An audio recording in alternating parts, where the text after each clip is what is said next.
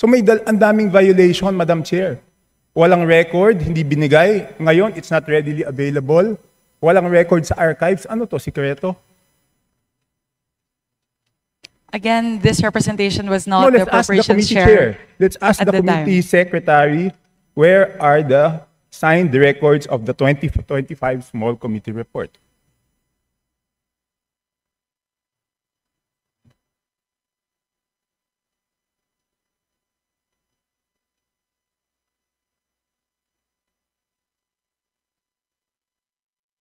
Madam Chair, simple lang to. Kung electronic copy, dapat lahat may electronic copy. So dapat i-email sa amin lahat within 5 minutes, di ba? 1.508583 billion sa NEP. Pagdating sa GAA, 20,795. So, tapos ang pinasok lang sa BICAM dito is 5 billion and 4 billion each. So ang napasok dun sa small committee is 13 billion, dun sa isa, yung isa 14 billion. So sino yung nagpasok ng 13 billion na yun at saan tinanggal yun?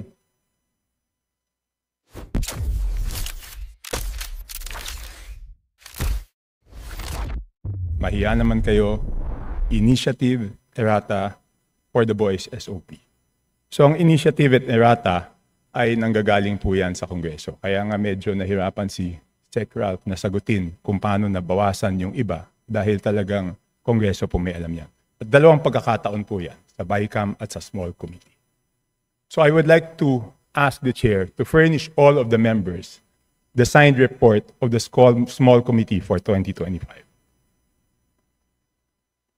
Wait, bakit gumagalaw yung oras ko? Hindi naman kasama yung sagot.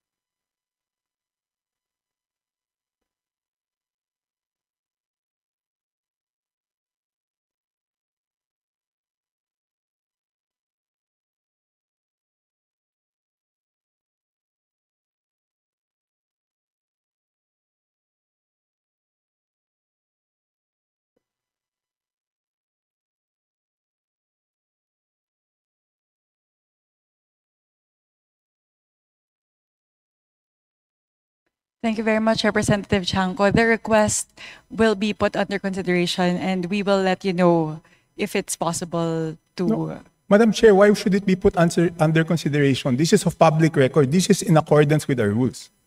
That all committee reports must be given to all members. And that shouldn't be taken against my time because you're telling me that, teka, balik natin yung oras ko kasi sinasabi nila that will be taken into consideration. It should not be taken into consideration. Madam Chair, allow me to read this, no? Declaration of Principles and Policies. Section number 2 of our rules. Public office is a public trust.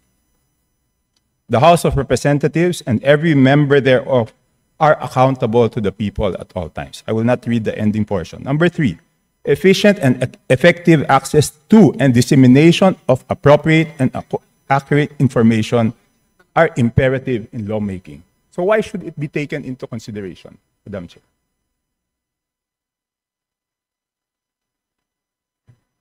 This representation was not the appropriations chair at the time.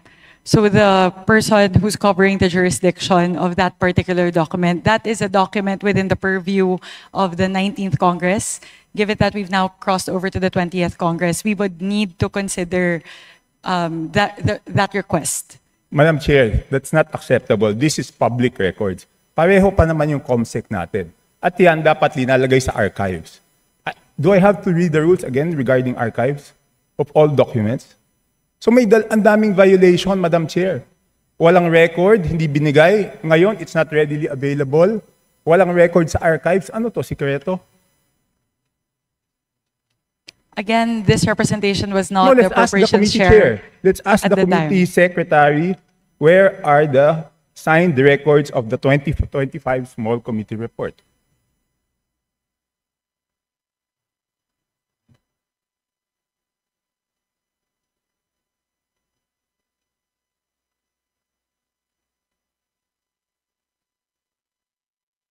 Madam Chair, simple lang to. Kung electronic copy, dapat lahat may electronic copy. So dapat i-email sa amin lahat within 5 minutes, di ba?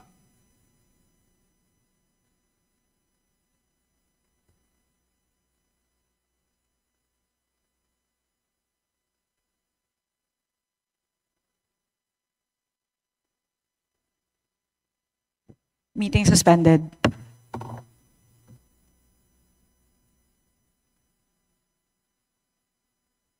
Paano sila nabawasan at paano sila nadagdagan? We So will be able to scrutinize the performance of the different agencies as well as the utilization of the different line items based on the 2025 performance. No. So this does not preclude us from doing that scrutiny. Meron ba o wala? We would Mer- have to look into the records. How May can- I ask exactly what you are asking for? The small committee report of the 2025 budget. Let us just ask the COMSEC kung meron o wala. Kung meron, why was it not filed sa archives based on our rules 15 days after? So meron ba o wala? Simple. Kung meron, bakit hindi na-file sa archives? Kung wala, I will let you proceed, Madam Chair. I will not hold this budget hostage. Gusto ko lang malaman, meron o wala? The HGAB itself, the output of the small committee is already embedded into the HGAB itself. So that's the report. That's the output of the small It's committee. not the report, Madam Chair. Based on our rules, each committee must come out with a report. No committee is exempted from coming out with a committee report.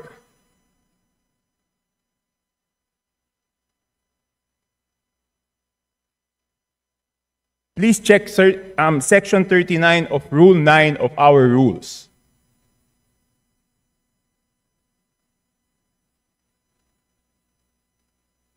Kasi di ba kung meron, ang dali-dali naman, di ba wala?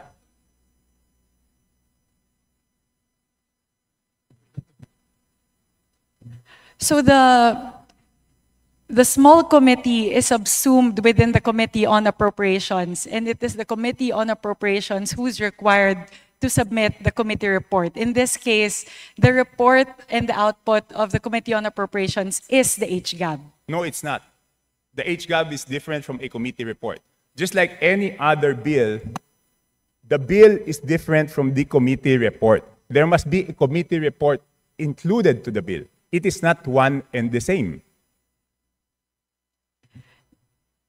At the point of after the committee hearings are done, the Committee on Appropriations comes out with a committee report, and then it moves to plenary, at which point we approve it and the small committee works. So now the output of the Committee on Appropriations, once that is elevated to the plenary, is the HGAB.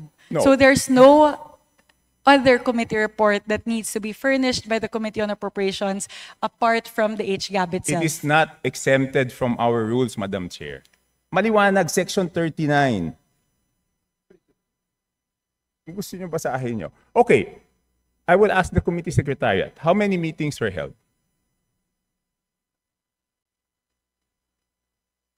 There were 2 meetings. 2 meetings. Did you follow, nasaan yung minutes ng meetings?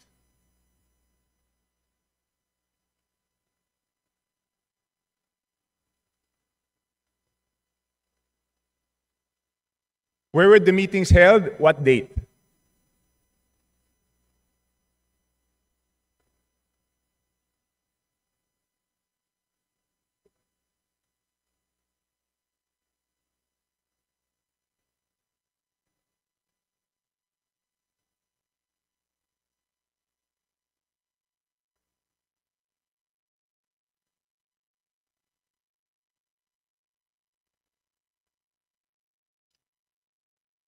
Madam Chair, I can read Section 39 of our rules to make it clear that the committee report is different from the HGAB, but I don't want it to take up my time.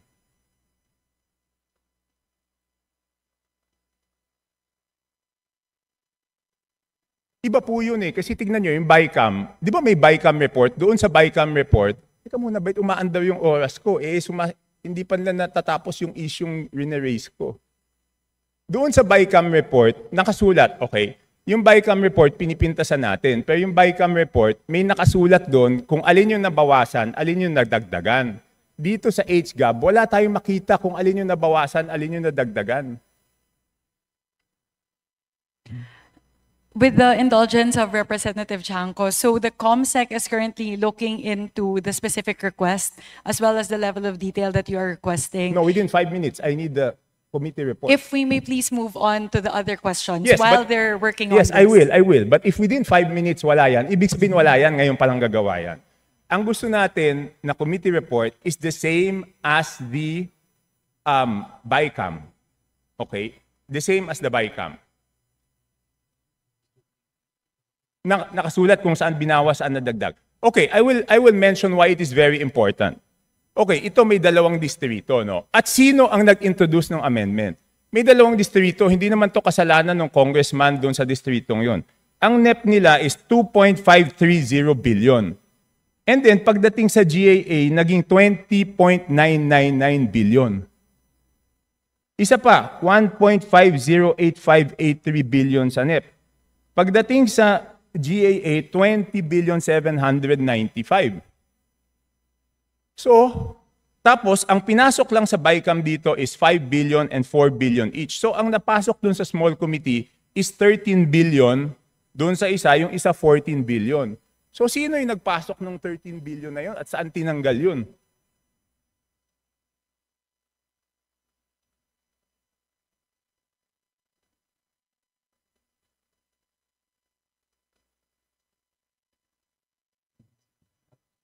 So, again, the small committee is subsumed within the Committee on Appropriations, and it is not required to render a No, separate I committee didn't- report. The rule that you are citing, Honorable Chanco, pertain to standing committees. And the mother committee in this case of the small committee is the Committee on Appropriations. Yes, but did we exempt the Committee on Appropriations not to submit a committee report? No. Again, the committee report of the Committee on Appropriations at the plenary level is the HGAB itself. Yeah, but all meetings, dito sa ating rules, all meetings must be on record. So it's not only the committee report, dapat yung small committee na yon, meron silang report na finurnish lahat.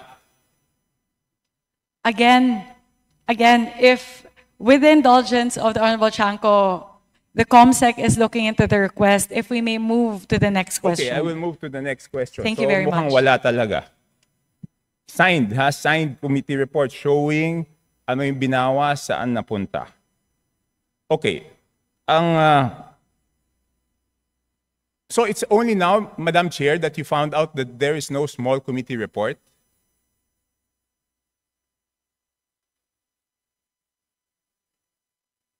Madam Chair, it's only today that you found out that there's no small committee report? Again, Representative Chanco, I was not the chairperson of the Committee on Appropriations at NIME, nor was I linked to the budget deliberations or the deliberations of the small committee. So this is something that we are looking into based on your query. Okay. So, you mentioned in a press conference that you will have a subcommittee on budget amendments to replace the small committee. Is that correct? Yes, that is correct. Does it mean that we will now strictly follow section 56 and 57 of our rules, that before after we approve on second reading, no further amendments will be made? Yes, that is correct. So, lahat ng individual amendments will be tackled before approval on second reading? All amendments of institutional nature will all be included in the version of the bill that will be approved on second reading. No, not institutional. I'm referring to committee and individual amendments. Technically speaking, yes, both committee and individual amendments as moved, as tackled during the period of amendments in the plenary. So after the second reading, wala na pong babaguhin? Yes, that is correct. Okay. Sumunod, sino po ang mga miyembro ng small committee at paano sila pinili?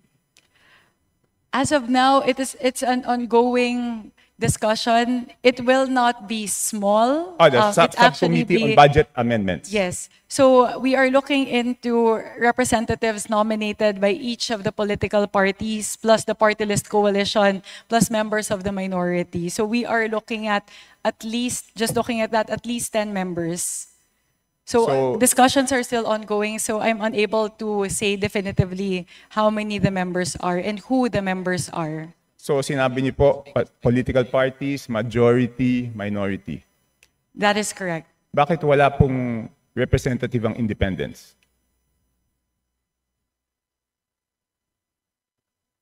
Hindi pa po kami dapat tumingin din sa budget?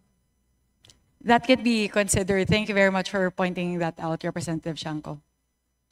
So is it a affirmative that the independents will be represented? Madam Chair, point of order, Madam Chair. Kasi kanina I was asking kung ano ito, kung hearing ito o briefing. Ang sagot sa akin, briefing. Sa naririnig ko parang hearing. Because we are now discussing, things that are properly discussed in the committee itself. So, with apologies to my friend Congressman Chanco, baka maybe that can be discussed in a formal APRO meeting kasi we have our resource persons here that probably are wondering why they are listening to all of this. And so that also the briefing can proceed, Your Honor. Yes, to my friend, of course, the respected Honorable Puno. But on Wednesday, we will ask them how they spent their funds. So I think we also should know whether they were deducted funds or added funds.